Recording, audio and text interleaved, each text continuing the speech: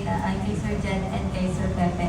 Alam na, nung napanood po namin yung trailer, parang sure na po na yung feeling namin is matatawa kami. Pero other than that po, ano pa pong gusto nyo maging takeaway ng viewers po? Well, ano kasi siya eh, road trip movie po siya.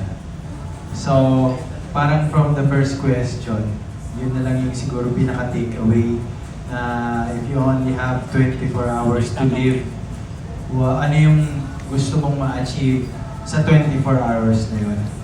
Parang ano yan, parang yung takeaway dun sa... Di ko in-expect na yun yung pinaka-magiging takeaway dun sa Wonderful Nightmare namin ni Kim na if you only have 5 minutes. Kaya pala yun nasa isip ko ngayon. Anong pelikula itong nakita ko yun? Oo, yun. 5 minutes. If you have 5 minutes to say goodbye, what will you say and how will you say it? And sino? And sino, kanino mo, kanino mo spend yung 5 minutes mo. So parang medyo hawig eh. Ito 24 hours, 5 minutes. So, sa dami nung nangyari kasi dun sa pelikula na Wonderful Nightmare, yun yung takeaway. So I think ito kasi, nakatuon doon sa konsepto na yun yung buong pelikula. So I think yun talaga. Ganda nun, by the way. Ako, naapektuhan ako ng matindi doon. Nung napanood ko siya bago matulog. Eh, katabi ko pa si Pipito.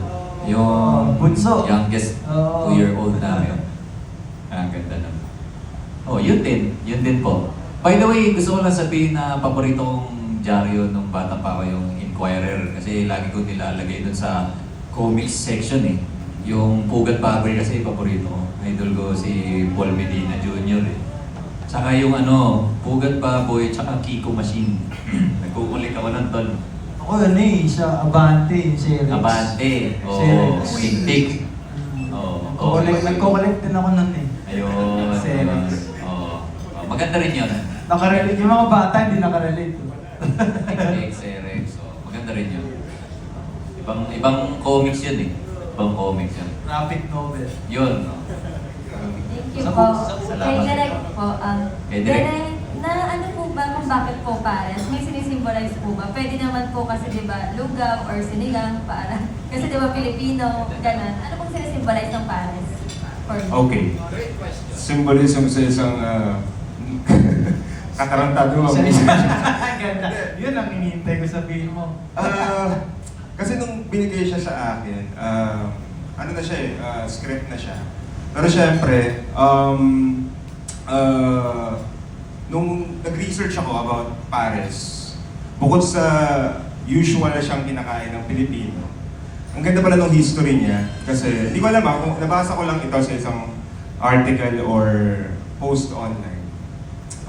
Ang chismis pala, yung original, yung pinakaunang gumawa ng Pares, ang pangalan ng store niya, Jonas. Tapos, yung kusinero, yung main chef, bumukod, gumawa ng separate. Tapos nagtayo siya ng sarili, ang pinangalan niya, The Original Pares. Tapos, ang pangalan ng kusinero, Jonas. So parang naging siya, kumbaga parang hindi pwede gamitin ni Jonas yung name niya, etc. Technicalities. So parang lang ako na parang galing lang na parang yung title itself, yung simula ng Pares, hindi sila Pares. Kumbaga parang yung word na yun. So parang sabi ko, doon na ako nag-start na, okay. Medyo na sakyan ko na yung tema ng pelikula. Kasi itong pelikulang to, bukod sa kalokohan, talaga siya, kwento siya ng dalawang ex-best friends na hahanapin yung pinaka-masarap na pares sa balat ng lupa. So yun, parang doon na nag-circle around yung pares, literal na pairs, about friendship, about mga friends na hindi mo na nakakausap, or friends na nakaaway mo, parang gano'n. Kasi parang hindi ko siya tinahin sa parallelism na yun na parang, tayo hanggang ngayon. Hindi ko alam, chismis yan pero na-inspire lang ako sa kanya. Hindi ko alam, sino mag-comment? Ayun, I think yun yung symbolism ng Pares. More than, syempre, masarap at very Filipino. Pero para sa pelikulang ito, yun yung parang takbo niya. Thank you po, Direk. Thank you. Salamat po. Thank you very much. Ngayon, kanina nangongolekta ka ng tik-tik ka mo. Oo. Ngayon we have someone from TikTok. Please welcome Tita Aster. Alam mo, nare-recommend kong host to. Galing talaga ito eh. Pwede talaga. Tita Aster. Ayun po. Ito yung dalawa kong mga paborito. Ha? Je at saka syempre of course si Pepe. This is your first time na nagkasama kayo sa pelikula, right? Ay, hindi po. Ay, di ba? Pangarap kong hold up yung... Okay. Actually, ano pa lang yung kay Jeneline and... Hashtag walang forever. Hashtag walang yun yung- forever. Tapos nagkasama na rin tayo sa You're My Boss, You're pero hindi My tayo Boss. magka-eksena. Oo. Oo. Magkaibang parte ng buhay ni Coco tayo. Yes. Tapos pangarap kong hold up po dito. And then 10 utos kay 10 Josh. utos kay Josh. And then, Kasi maraming beses na pala. Opo. Pero first time kayo na nagkasama sa musical play, Rock of Ages. Doon po kami unang nagkasama. 2014. Opo. Yes. Okay. Can you update us kung magmula noon? Kasi syempre, you have a lot of things in common, right? Pare kayong singer, pare kayong komedyante, pare kayong marunong magdrama, pare na kayo may asawa, except na may anak na si Pepe, ngayon yung isa wala pa. So, ano ang nabuo yung pagkakaibigan since 2014?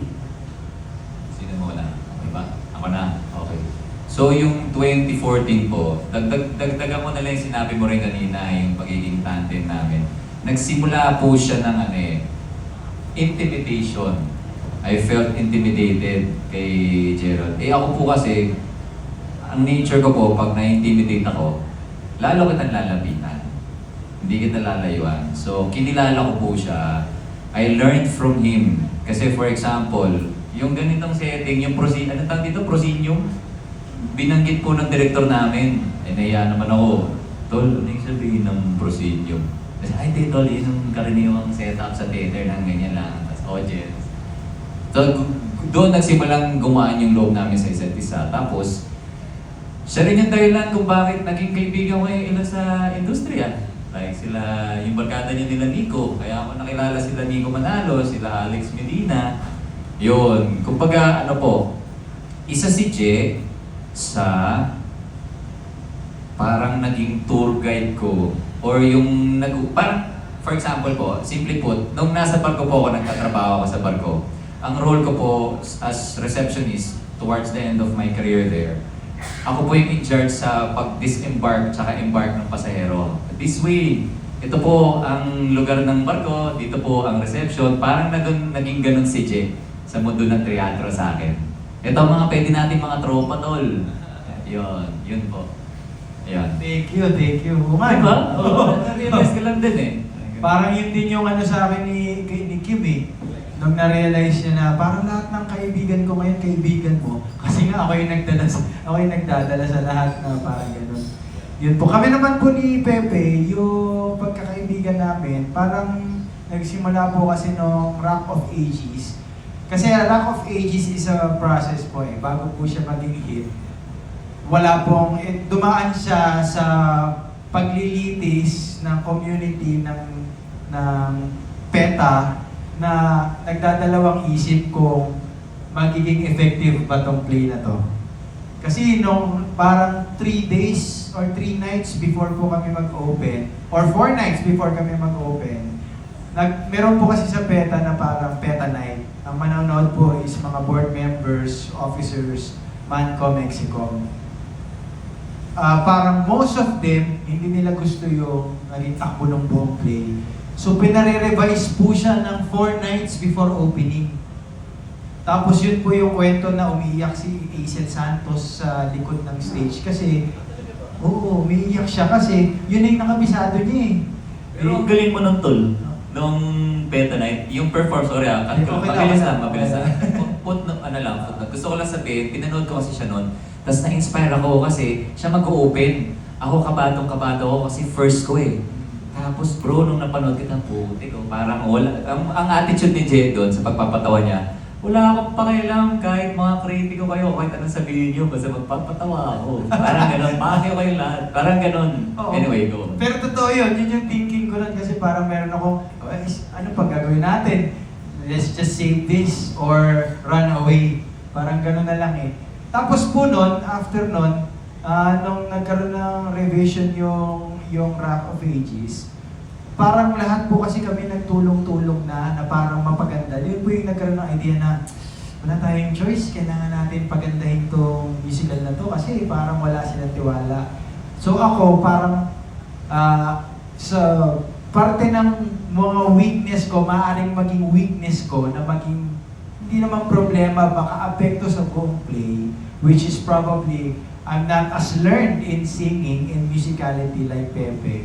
So lumapit na po ako sa kanya, parang humingi na ako na, Tol, kasi ikaw yung magaling sa ganito, sa notation, sa harmony ng sinta, sa skala. Hindi ko po alam yung skala eh, mga ganyan eh. Si Pepe po, pinag-aralan niya yun. So mula nun, parang the idea po, to cut the story short po, the idea sa lahat naman po ng makakilala natin, ang close mo, yung nahingan mo ng tulong. Or kung hindi man nahingan mo ng tulong, eh nakatulong sa'yo in a way kahit hindi mo hinihingan ng tulong. Saka alternate tayo nun eh. Oo. We have no choice but to help each other. Exactly. Hindi ko siya nakita ang competitor. Collaboration to na kasi nakikita lang namin yung character na si Tolitz na sentro sa pelikula kasi siya po yung dumadaan dun sa puso nung entablado eh, sa tubig. The heart of the stage and the play. Right? Dead center. Oo, so ganun namin naintindihan kung gano'ng ka-importante yung Yes. character. Exactly. Ayun. So mula nun, yun yung dynamics namin ni Pepe. Minsan lalabas kami nito hanggang alas 6 ng umaga, nagkukwentuhan one-on-one. Nung naghiwalay kami nung ex ko po, ikaw yung kasama ko noon after Gawad Buhay. After Gawad Buhay. Because of Rock of Ages na maraming napanalunan, kakahiwalay lang din po namin nung kasintahan ko nung time na to. Si Jay ang sumama sa akin hanggang alas 6 ng umaga doon sa bar. Hanggang sa mga katabi na namin umiinom ay yung mga nagtatrabaho po sa GRO. Ay, mga GRO! Mga GRO na, di ba? Oo, tapos kasi malate eh. Tapos nakipagkwentuhan kami, kumusta? Katapos lang sa trabaho? Okay. Yun. Hanggang sa ngayon, kinukabay siya sa kasal ko. Ayun. Ganun po kalalim yung samahan namin. Mm. Yun lang. Pasensya na, napapay kwento. Snippet lang ng friendship namin. So hanggang ngayon, Opo, yung pagkakaibigan niyo. Malalim yung pagkakaibigan niyo. So, 12 years. Direct, ano ang is it your first time to work with them? As kay Pepe lang po, si Gerald naka-work ko na po siya sa Mang Jose. Okay. Anong na-discover niyo sa inyong dalawa? I mean, silang dalawa bilang katrabaho na magkasabay. Na-discover ko sa kanila. Malaki pala yung deno. mga ulo nila. Malaki yung mga ulo. Napaka-humble po nila. Yung po yung discover ko sa kanila. Saka talagang yung sinabi po nila kanina about their craft na talagang gusto nila quality. Totoo po yun. Talagang hindi nila pinapabayaan yung eksena. Saka very, very professional. Yun po yung napansin ko sa kanilang dalawa. So nakakatawa kasi natututo rin ako from them na kahit pala kasing sikat nila o kasing successful nila ay may ganitong humility, talagang mamahalin mo yung, mas mamahalin mo yung trabaho mo, mas masarap mag-work. Yun po.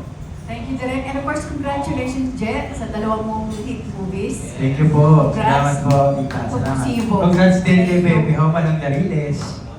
Thank you, Tita Aster. Maraming salamat.